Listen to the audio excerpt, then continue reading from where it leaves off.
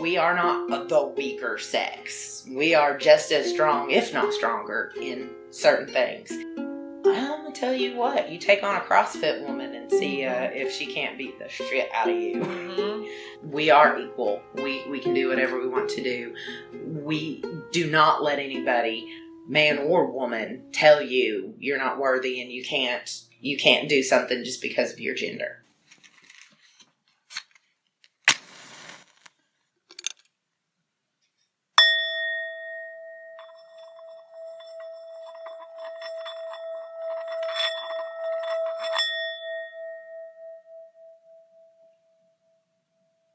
Hello, Starseeds, and welcome to episode 6 of Musings from the Rainbow Sparkle Palace, the feminist podcast that circumvents social media bans so that women's voices are heard. I'm your hostess, Berea, Kentucky-based feminist folk punk musician Rainbow Star, and today's episode is Training to Slay the Patriarchy with my personal trainer, Leigh Homa of Berea Fitness 24/7 in Berea, Kentucky. Leigh has kicked my ass many a time in the gym. She did for about a year and a half before I realized that I didn't want to buy a new pair of pants. I'd gained some weight, and rather than buying new pants, I just wanted to work out and fit into my pants again. So she had a special going on, and we worked together for 4 months at the beginning of this year. And honestly, I haven't tried on those pants again. Now I'm just wearing stretchy pants. I just got to the point where I was just like, you know what, fuck it. Like, these extra pounds on my belly are not going away, and it's okay. It's fine. Whatever. I like my stretchy pants anyway, and they feel better on me than my itchy, scratchy, expensive Gap jeans. And it was super fun to work out with Anna because I don't know that I've met many a woman in my life who is so unapologetically herself and so confident in herself and so just genuine. Like, you know, we've seen each other cry. I think she actually made me cry during this interview because I was just so touched and moved by the beauty in her. Like, she's fierce, but she's also just full of love. She's a mama. She's going back to school, like getting a second degree right now and raising a little boy on her own. And I'm just amazed. And, getting really good grades as well. Last I heard she had straight A's, and how in the world is this woman doing that when she's up at at the gym at 5 o'clock a lot of mornings and doing her CrossFit workouts and going to competitions and then she's like a personal trainer and she teaches classes at the gym and she is going to school in the next town over. I'm just completely amazed by her, and through it all keeps this beautiful duality of being strong and fierce and at the same time having a lot of compassion. I find her really wise, and I find her inspiring. Being around somebody like this makes me feel like I've become a better person, because I can be too hard, and that's something that I am looking forward to healing in myself. I think the more that I'm around women who are able to be hard and maintain compassion at the same time, maybe the more I'll cultivate that in myself. It's a really fine line there. And honestly, over the last several years for myself, after having survived the marriage to my ex-husband, I have found myself really walled off in a lot of ways. And this is, for anybody who's been listening for very long, it's probably not a surprise at all to hear me say that. It's like, oh yeah, really? Rainbow? Really? You? Walled off? Really? And honestly, I've gotten to the point now I'm grateful to be able to physically feel it. Like I go to the gym, but I don't look at men at the gym. Like when I'm out in the world, I almost never interact with men. I actively avoid them, and for safety purposes, I've gone through phases where I have experimented with looking men in the eyes when I pass them versus looking away, and I have found that I don't think either of them is safer for me. So I avoid them. I don't look them in the eye. Because for me, I feel like that can draw them towards me even more. though I have heard it argued that if you're prey and you stand up to someone and look them in the eye, then you're going to scare them off more. I say this noting and knowing that not every man I encounter is going to be a predator. However, there's no way for me to know who is who. And I'm not at the point right now where I am interested in a lot of like friendships or romantic relationships with men. So there's no reason for me to interact with them beyond that. But I have gotten to the point recently where I can feel the wall. I feel the energetic wall that I put up around certain men in town. It's a really small town, and there are certain men that I know I do not want to energetically allow access to me. I don't want to interact with them in a friendly way. I don't want to interact with them at all.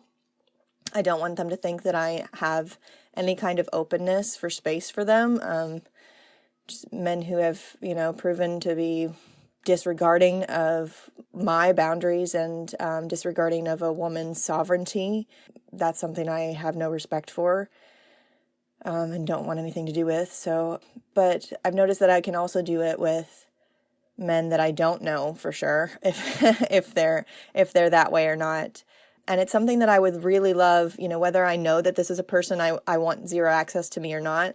I would love to have that energetic wall be in place, that wall of protection, without it being so heavy, because armor is heavy, even energetic armor, I'm learning.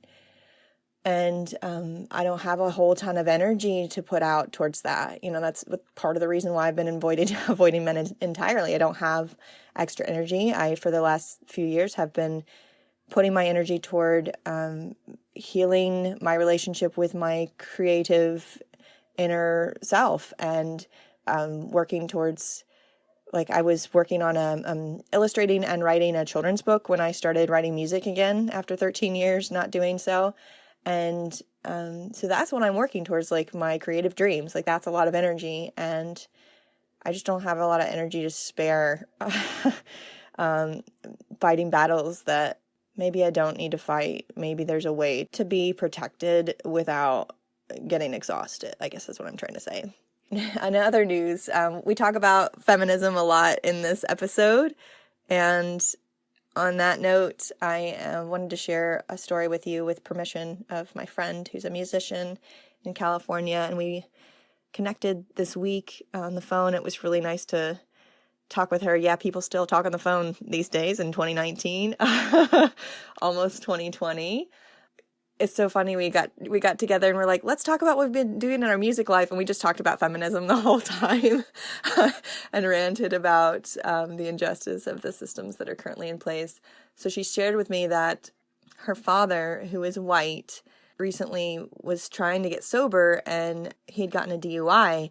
And so they put him in rehab as part of the punishment or recompense to be made for that infraction. Rather than put him in jail because he has money and he got a decent lawyer. And at the end of all that, my understanding is that he was still going to have to serve 4 days in jail. And he told them that his daughter would take him in on house arrest, even though she didn't offer that and didn't want to. And next thing you know, he's downtown to pick up his ankle band, that you have to wear if you're under house arrest, so that if you leave, I guess it's the county or something, I don't recall specifically, then authorities are alerted and you end up arrested and you have to go to jail at that point. But he went down to get his ankle band and he left without one and he walked away scot-free. And that is not only because he's white and he's a man, but because he has money. And, the people who allowed him to do so, I am assuming, because this is what I know of law enforcement, are likely also white and male. And I suppose in part, I'm gonna give a little bit of, for half a second, I'm gonna say compassionately that perhaps it is in part that we don't want to do something that may feel like it's gonna hurt someone who seems like us. If you're a white male in authority, reprimanding or punishing white men in authority, even if it's your job, may feel very difficult for you, in which case I would say you should not be in that kind of job. Maybe you should do some kind of job that will never require you to be in a position where you need to decide whether or not someone should be punished for their misdeeds, which are illegal. But also, I think if he were a black man, he would have been in jail, no questions asked. No questions asked. And that is if he even made it to jail alive.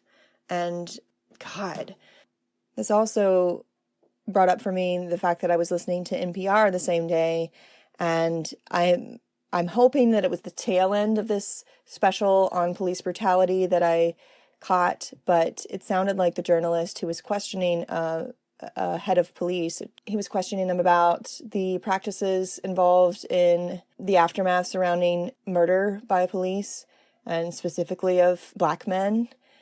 And it sounded like this chief of police was getting a little bit too much benefit of the doubt for me.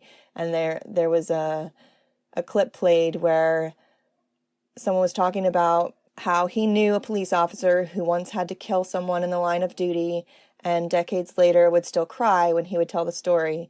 And I think, okay, I'm glad that one officer had morals, right? And had compassion and remorse for having to take someone's life as a part of his job. Like, that's a horrible thing to have to do as part of your job. However, I didn't hear a singular mention of the fact that the KKK has infiltrated our police force. Look it up. Ain't no conspiracy theory. This is real.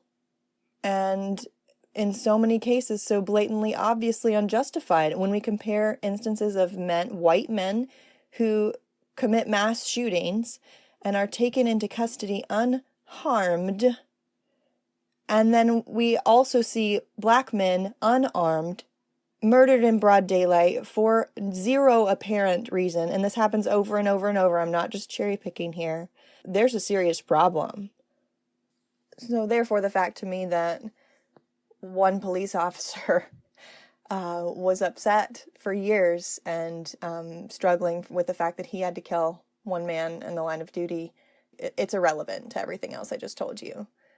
So to me, it's enraging because, here we have, it's not just that my friend's dad got a DUI and got off scot-free, whereas someone else would be, a man of color would be severely punished if he even made it to jail alive.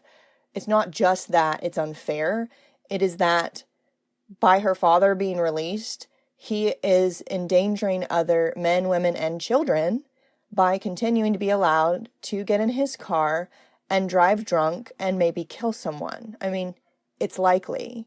Like, car accidents are kind of likely whether or not you're drunk. And now he's going out there. I mean, he's like basically a ticking time bomb as far as I'm concerned. And it's Russian roulette. And shame on the white men in charge who allow this to continue. Like, we have systems that are set up that if they were respected and followed to a T, could save lives, but they're not respected and followed to a T. And additionally, how the police force, like there's a John Oliver special on this, I think. Look it up. Love John Oliver. Oh my God. He's a white guy, but I really like him. So it's not only that KKK members have infiltrated the police force. I mean, that one Facebook group, there was like thousands of police members who were part of this Facebook group that was just uber racist. And I think that came out this summer. It was exposed. But also, when policemen commit these acts of brutality, that police officer is not removed from duty. He is then transferred to another district. And his record doesn't follow him. His record does not follow him. So the people who he starts working for in the other district have no idea of his past. And like, there have been cases where this happens, a dozen times. I mean, it sounds nuts, but in my mind, I'm equating it to Catholic priests who are molesting little boys and sometimes little girls. And there was a cover up, it was just, they were just transferred to a different church. And shame on those people in charge. Like, this is a horrible enough issue as it is. To not allow justice be served when unspeakable acts of violence are committed is just, you're just exacerbating the issue exponentially. And things like this do not go away by putting them under the rug. They absolutely do not. They fester. End of story. And to top it all off, here's the real shit kicker. Are you ready for this? So I misspoke when I said that her father was let off entirely scot-free. He is being required to attend Mothers Against Drunk Driving programs. So once again, women are picking up the slack where men in authority are not doing the jobs that they are paid for, in this case, by our tax dollars to do. And Mothers Against Drunk Driving has had to be formed because white men in authority, police officers and judges, are not doing their jobs and reprimanding white men when they break the law. And so mothers are losing their children to drunk driving accidents. And mothers are losing their children when drunk drivers hit them. I mean, how tragic. And then, here they go through life. Not only have they lost their kid, now they have this added burden of this unpaid emotional and physical and manual labor of going and building this program and trying against all hope to reform these men who are being otherwise completely let off. And shame on those men in authority who are passing the buck to these unpaid women. We have men in authority being paid to do a job they aren't doing, passing it on to women who have suffered because those same men in charge have not done their jobs, and now those women are doing unpaid labor to make it so that it doesn't happen again, that no one else has to lose their child because a drunk driver made an infraction once, made an infraction twice, made an infraction 3 times, was not put in jail, was not required to go to AA, was not put under house arrest. Like, people accept his money and let him go because he's white. Like, hell no. Hell no. Ain't right. It just ain't right. Okay, I got more rants for you. Hope you're down with them, and if you're not, well, that's fine. You can listen to something else. So my name, Rainbow Star, is spelled in all caps. It's something that I'd adopted about a year ago when I really started getting rooted in my newfound feminism. I had put a name on it. I found other women who believed like I do and felt really empowered and like safe in feminism. And so women are to be seen and heard. And therefore, my name is spelled in all caps. That is how I spell my name. That is the proper spelling of my name. And I recently had a review done of my latest album, Musings from the Rainbow Sparkle Palace Volume 2. And it actually took a while for me to get this guy to review it. It took several months and a couple emails before he did it. And I'm grateful that he did it. And I have heard more than once, you need to watch your mouth, Rainbow. You don't want to piss off people in the music industry, but you know what? I'm sick of kissing ass. I'm sick of it. Done it forever. Bending over backwards just rips my freaking heart out anymore, and I can't. And I think that giving an inch makes men want to take a whole mile, and I just can't do it anymore. So I saw the review once he'd completed it. He didn't capitalize my name. And I did this Southern thing that I am quickly learning that I need to not do. And I requested politely, I said, my name is spelled in all caps. I noticed it was not spelled in all caps. And would you mind changing it? And I can tell you that this reminded me, if you heard my first episode, I was talking about a former client. I work for myself. I do housekeeping. That's what pays the bills right now. As I'm working on building up my music and podcast and creativity business. And I don't work for men. I do not take on male clients, but a female client had passed the buck of like communication and payment over to her husband. And that had not worked forever until it came to this like boiling head. So I had asked this man, and I sent an email out to like a dozen of my clients saying, can I have your email address? Because I have a new scheduling system and it's going to send you an email. It's also going to send you my new terms and conditions, including my cancellation policy. And every single one of my 10 other female clients, they responded immediately, sure, here's my email address. And he said, no. He said, no, you can't have it. I get too many emails. This is going fine just as it is, which it absolutely was not going fine. It was not going fine. And he was having an issue paying me on time because he was saying that he didn't know when I was going to come, though I came the same time every single time. Every single time. And I would come every 2 weeks, like, same time. And so I was like, oh my God, like, he thought that I was asking for permission, but this is non-negotiable. And so the same thing happened with this man. And I ended up responding. I literally responded to him via email. He got like full force bitch. I said, oh, I accidentally framed this question to you as if you were a woman. A woman would have responded, of course. I was not hoping to leave it up to your discretion. This is why I spell my name in all caps. Women are to be seen and heard. Any infraction of this adds to all the ways that we are oppressed. Do not get me started. Oh my God. And then I had to like follow it up with this, like, by the way, some journalists have like put this explanation into the beginning of their article. I hope that helps. Thanks for understanding. Oh my God. And I don't know. He may or may not have written me back. Like I saw in my email that I had an email, but sometimes it just tricks you and it's not a new email. So I didn't even look at it. I was like, whether he responded or not, was pissed off. Like, I'm just not dealing with him anymore. So that was fun. That was really fun.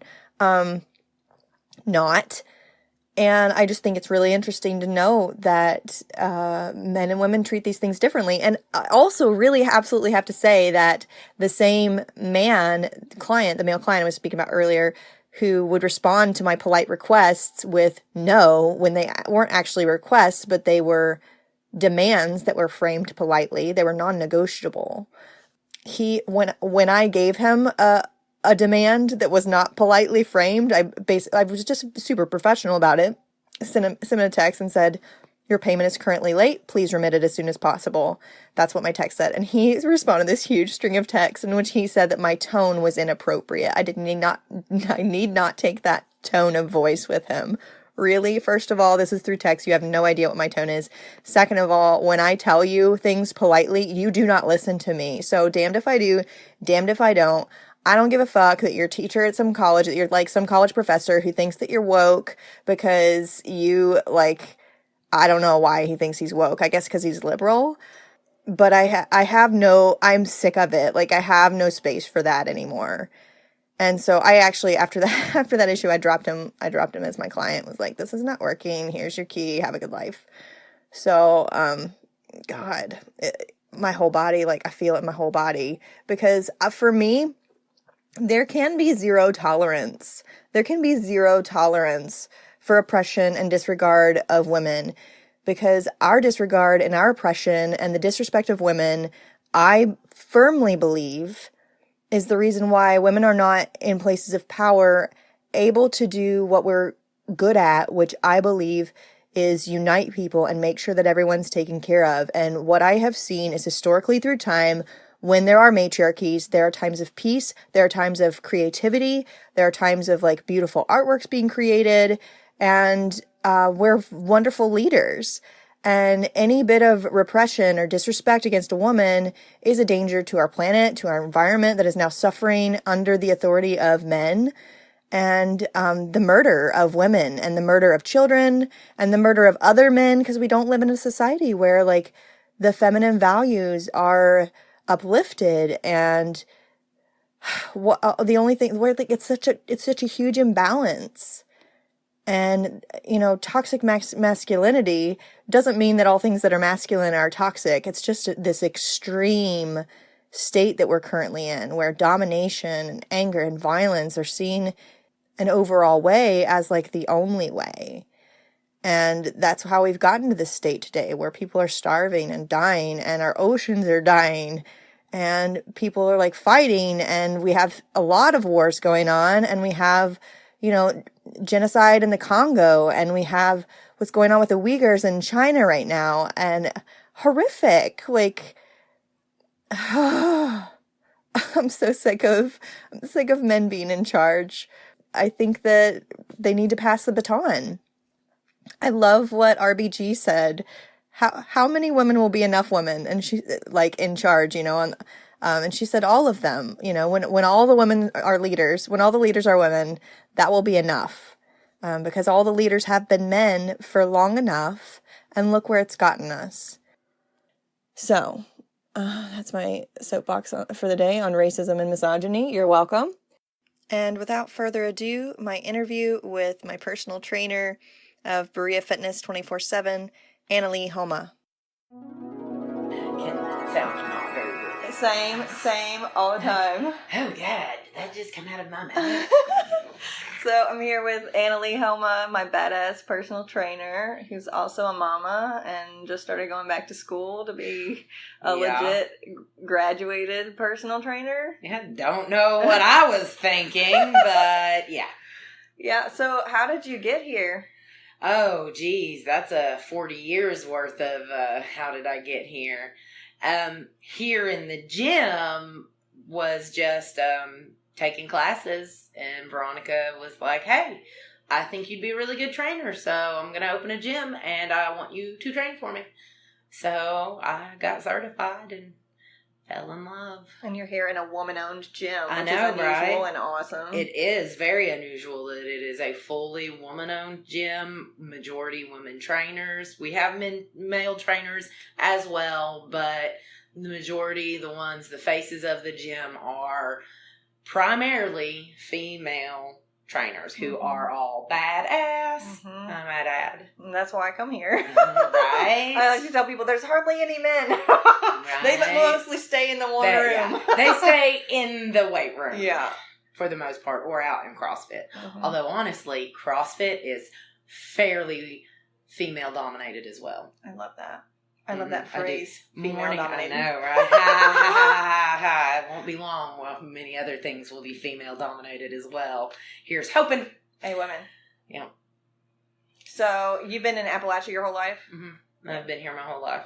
4 months old, we moved here, so I've been in Berea since I was 4 months old. Aww. While my family is not from here, I am a townie. And my parents are by default now, but, So, we did speak briefly recently about some issues that you'd run across being a female trainer in the gym. Yeah. Have you had any challenges specific to being a woman as a trainer? Not a whole lot. I have had the issues of men in the gym disparaging on female trainers. Why would anybody want to work with a female trainer?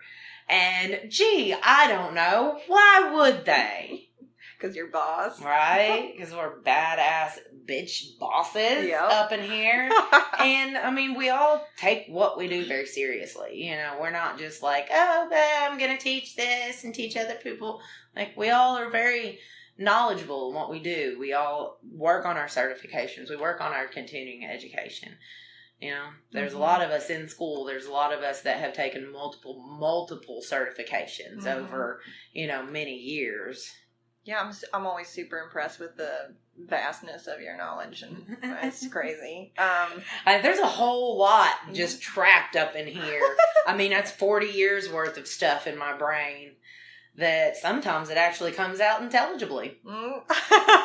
I've seen that. So you're technically going back to school to be a nutritionist, is that true? No, I am going actually for to get a bachelor's in exercise and health science, and then going on to physical therapy school at UK, hopefully, if they'll take me. It's very competitive, physical therapy is, so I have to really stand out.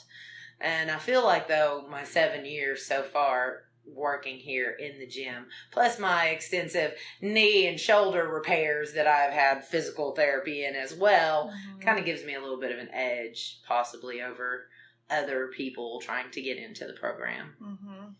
So I know we talk about feminism a lot, like pretty much the entire time that we're working out. We talk about how we're working out to slay the patriarchy. So what formed your ideas? Or were there any like events that happened in your life that you think may have like triggered your ideas around feminism? And not really, just more the fact that like my mom, while I was growing up, my mom was very independent. She grew up independent. She took care of my grandfather and my grandmother. My grandmother was very manic, was like hospitalized quite a few times while she was younger. My mom was the oldest kid.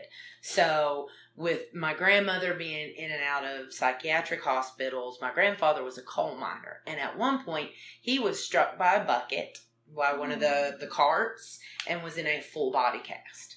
So, and at 13, when my mom was 13, my grandmother had my aunt, and she was in a full psychotic episode while, like, right after, during pregnancy and giving birth. So she was hospitalized, and my mom basically just took care of everything. She took care of my grandfather in the cast, took my grandmother, my uncle, my aunt. She took care of everything. Wow. She was raised to be independent. So she, in turn, raised me and my sister to be very independent. You work for what you want. You don't rely on anybody else to give you anything or to take care of you. You need to be able to take care of yourself. You need to stand your ground and hold and be, hold fast to who you are and just, be a strong woman. And, she was the boss, she worked with my dad, it was a partnership, but mom ran the household. She paid the bills. She did the shopping. She made sure everything was taken care of. She was the boss. She bossed up, came to Berea College and changed her life.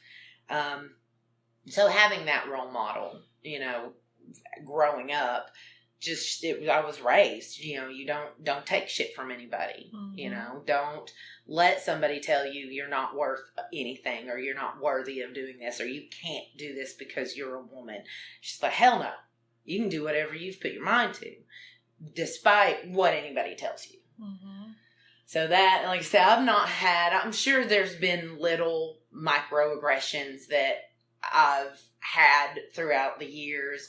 If I really sat and, thought about it, I've not had any major, like, big, huge moments. But it's just been a part of who I am as growing up, seeing that, we are not the weaker sex. We are just as strong, if not stronger, in certain things. May not physically sometimes, but I'm going to tell you what, you take on a CrossFit woman and see if she can't beat the shit out of you.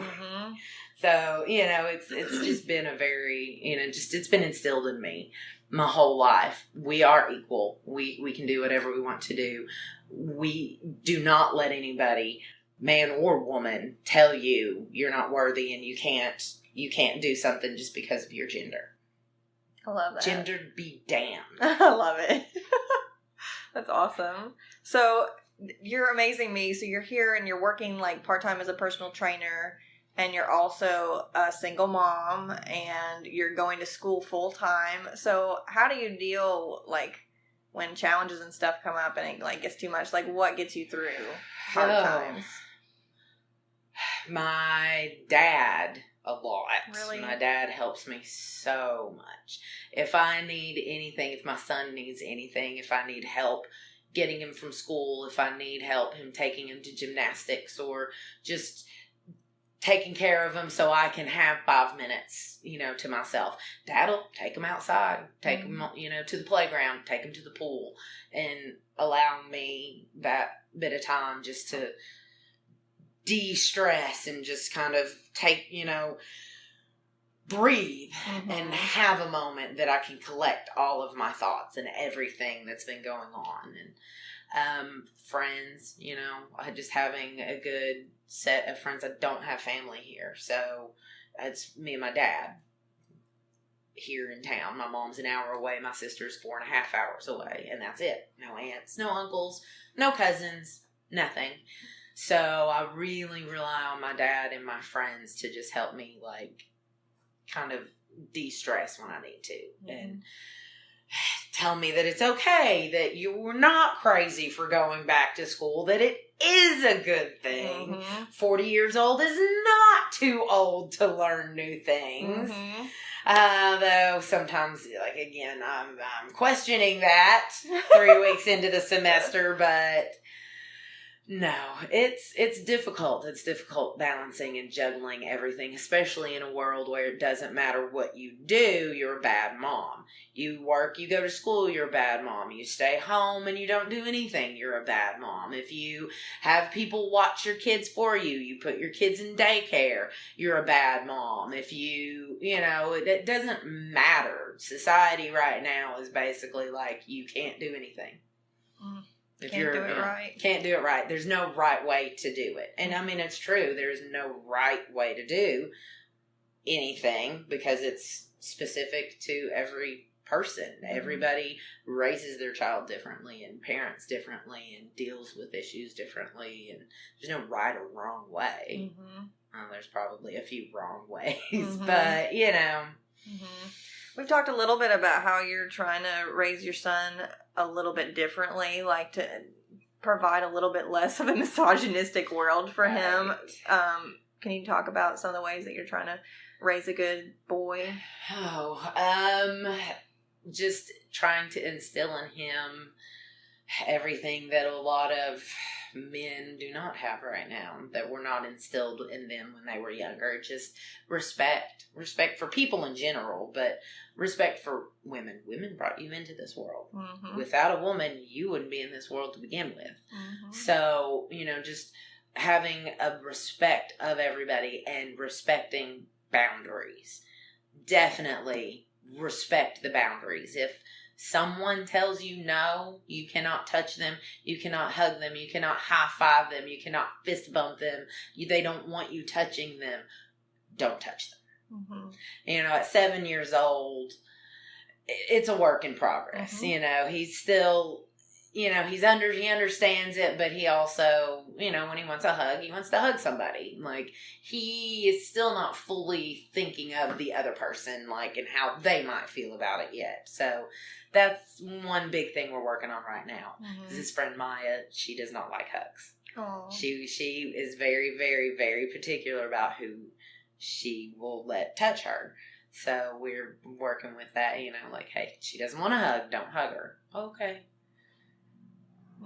So just trying to, and again, like I said, respecting boundaries, respecting other people and how they think and what they feel, and just telling him that sometimes what he is being taught is wrong.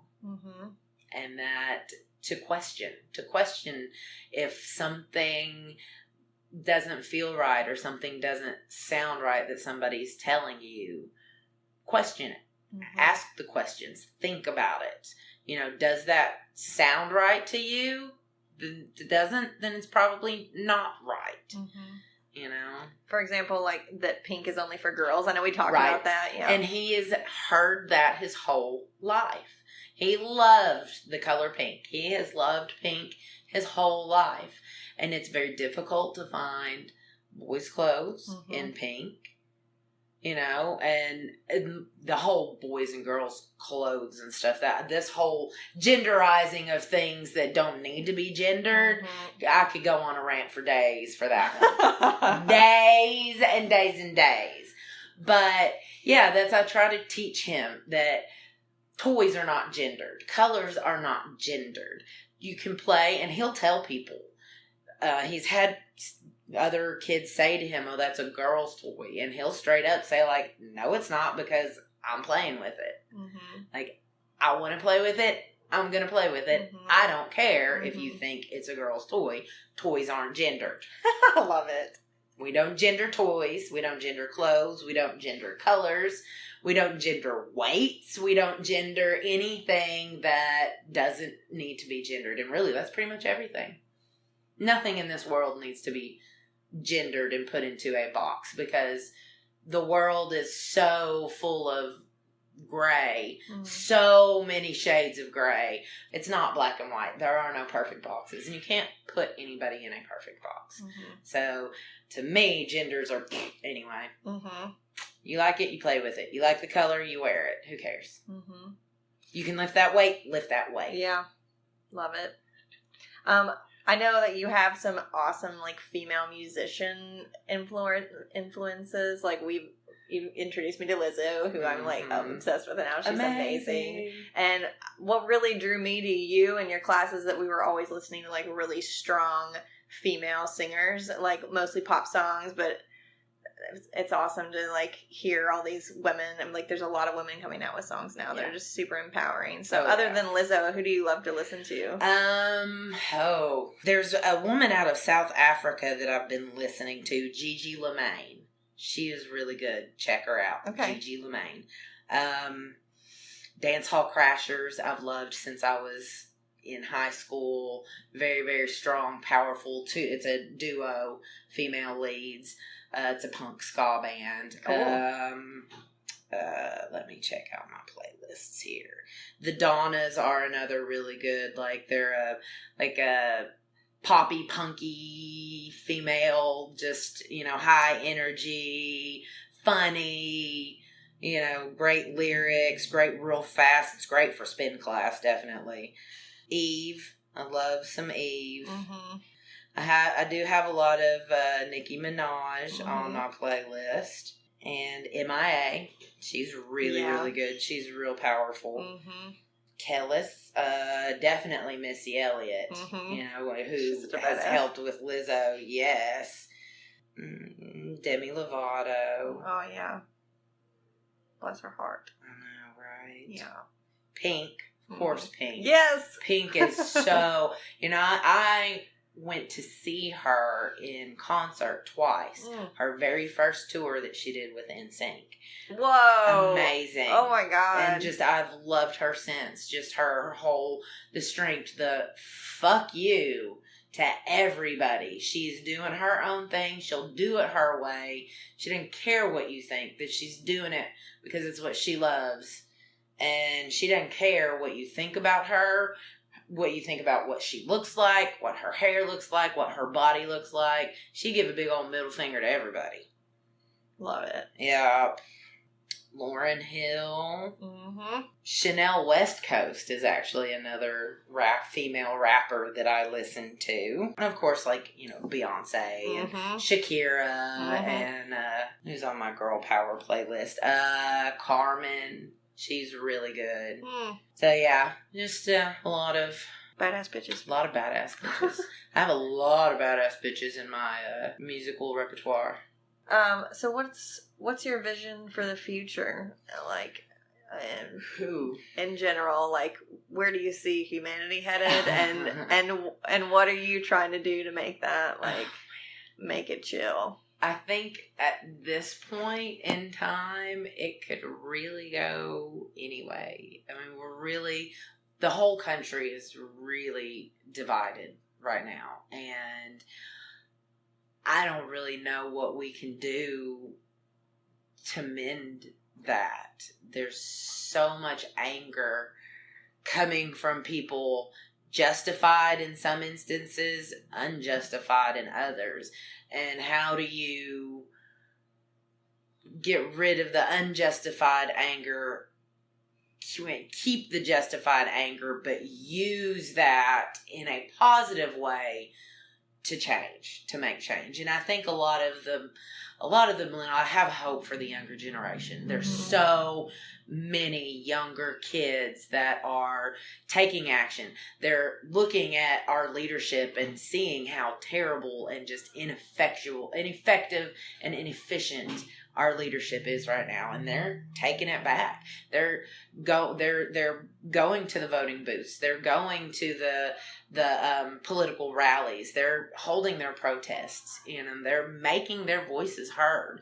And the older generation is going to die off. It's the younger people who are going to be around longer that we need to really focus on them caring for the world, caring for the environment, caring for the people that live in this country. caring for the people that are coming to this country because they're escaping really shitty circumstances that we couldn't even fathom where we are right now. Teaching my son. I've taken him to go vote with me. Aww. Every time we voted. They've given him a little piece of paper that he can write his vote on, and he gets his little sticker, and I explained to him why it's important, why, we need to hold our politicians accountable and hold other people in positions of power accountable. We haven't been, and that's why we're in the mess we're in right now. So hopefully we can get this younger generation even more motivated. They're already pretty damn motivated, to get them motivated to get to the polls and vote out these pieces of shit that we have in office and replace it with people who actually care about the people. Love it. Oh, I do have one more question. Okay. At least. Okay. So how do you define feminism? Like, what does that mean to you, feminism? Feminism to me is, and you hear so much of people are like, oh, you hate on men. I don't hate men. Feminism to me isn't hating on men. Feminism is coming up and saying, I am just as strong as you, and I can do this, and I have just as much right to be where I am and do what I'm doing, and to have a say in this world as anybody else. Feminism is synonymous with equality to me. That I'm not working to make women the complete end-all be-all rulers, although honestly, it's been all men here lately, and we've had how many wars and genocides and whatnot. Probably wouldn't hurt to let the women run things for a while. We're good at it. We are good at it. That's why we're usually the main household runners of everything. We got to do everything. We know how to get things taken care of. And we are not emotional at that time. And we are not any more emotional than men, especially our piece of crap in chief, is in his emotional outbursts.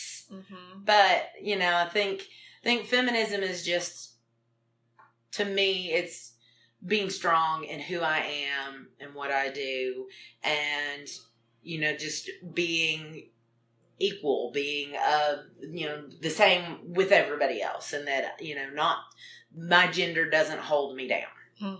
And gender should not hold you down. Nothing should hold you down, but nothing at all. Usually a lot of times it's our own minds that hold us down. But, society likes to hold people down too. Fuck them, fuck you, fuck you, fuck you, fuck you, you're cool, fuck everybody else. I'm me, I'm gonna do me, and I'm gonna be me, and I'm gonna be me despite what anybody else likes or dislikes about it. Love it. And that is a raging feminist. Yes. Is there anything else that you want to say to any women listening who feel like they can't get their voice out there because it keeps being stifled? Right. And that's a problem. Like, a lot of women, they don't get their voices heard. And scream louder. Be you unapologetically. Be yourself. Be loud. Be that annoying person.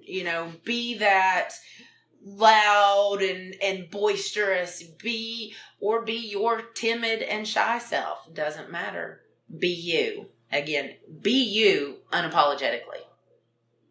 That's my best advice, I think, to anybody. I love it. Just be who you are. Be honest with yourself. Because then you'll be honest with everybody else. Yeah. And you will be who you are. Because that's the best what anybody can be, right? Just be who you are. And love everybody. Except the assholes. Fuck you. I love that you are you. You're amazing. Aw, thank you. You are too. Thanks. High five. High fives. Awesome. Yay. I'll let you get back to your amazing day doing all the things.